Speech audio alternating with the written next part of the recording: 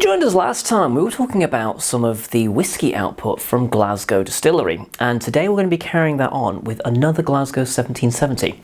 This is their green edition. They don't actually call it the green edition, although maybe they should start. This is their peated, rich and smoky. This sounds like it's going to be way more up my alley, street, I don't know, anus. Matured in virgin oak and finished in Pedro Jimenez sherry casks. And you know how I love me a PX. What we've got on this, it's 46% and I'm quite looking forward to it. But first, I'm going to read a little bit of the website stuff, because obviously I don't have that on the bottle. So this is the stuff that will probably be printed on the label. So what have we got? A rich, bold and smoky expression in the Glasgow 1770 signature range.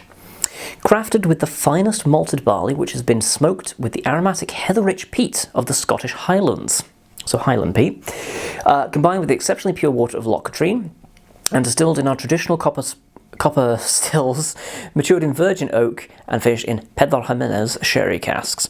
Bottled at 46%, non-chill filtered and natural in colour. This is a smoky single malt with outstanding character. Experience notes of vibrant vanilla, rich toffee, dried tobacco, salted caramel, and a lingering, lasting spice.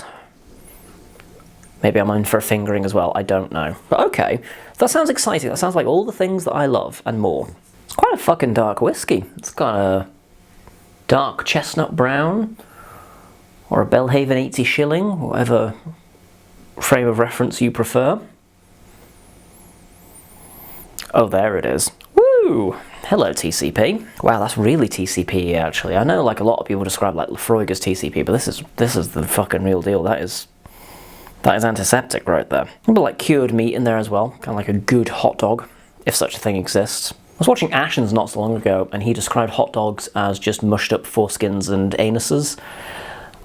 And I have no objections to putting any of those things in my mouth, so yeah, I'm getting like barbecue-y vibes. Really, I'm getting the hot dog thing now, actually, now that I've said it, like a smoked processed meat. A little bit of like a tomato puree tang in there, a little bit of like cola nut as well. I think this is going to be quite good, actually. Let's see what we've got for the actual mouth face stuff.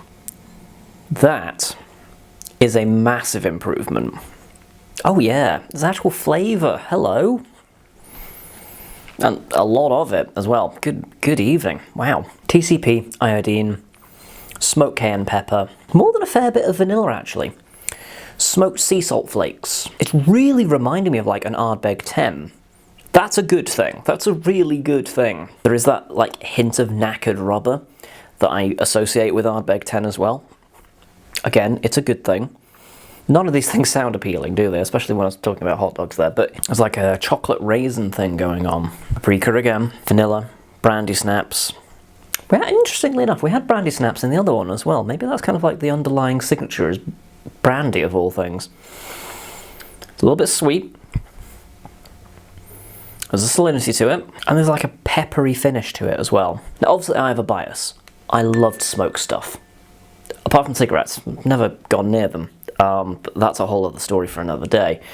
But yeah, I love smoky stuff, so this was always going to have an easier time of things. But it's paid off.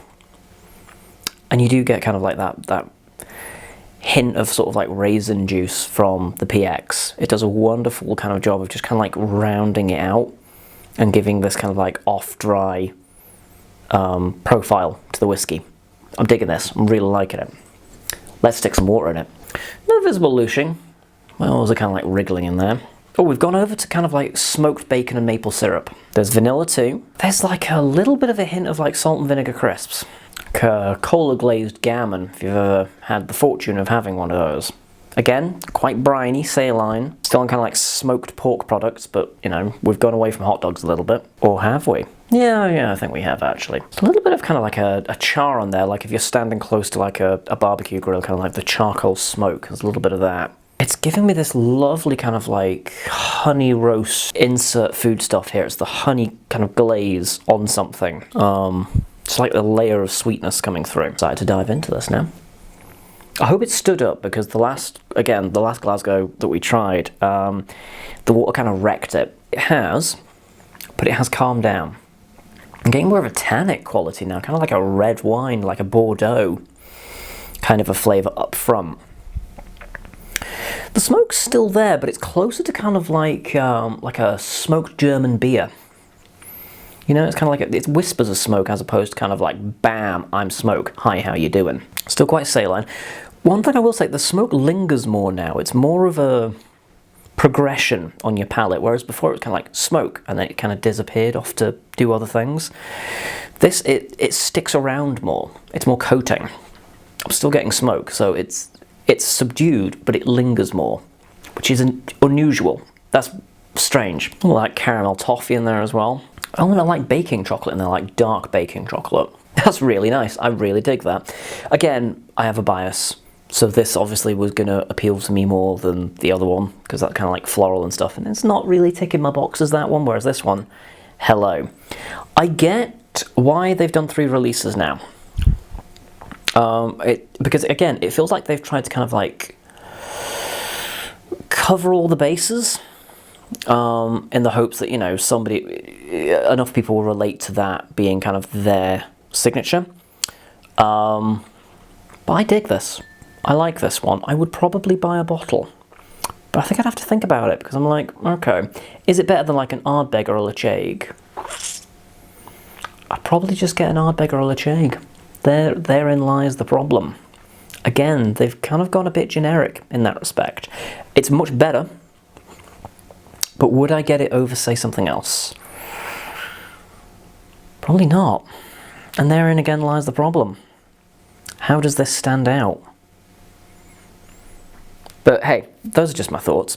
Let me know down below, have you tried anything in the Glasgow 1770 range or anything from the distillery? What do you think of peated whiskies? Are you a fan of them? Not really your thing? Let me know down below. Thank you very much for watching, and do join me next time where I'll be drinking something else.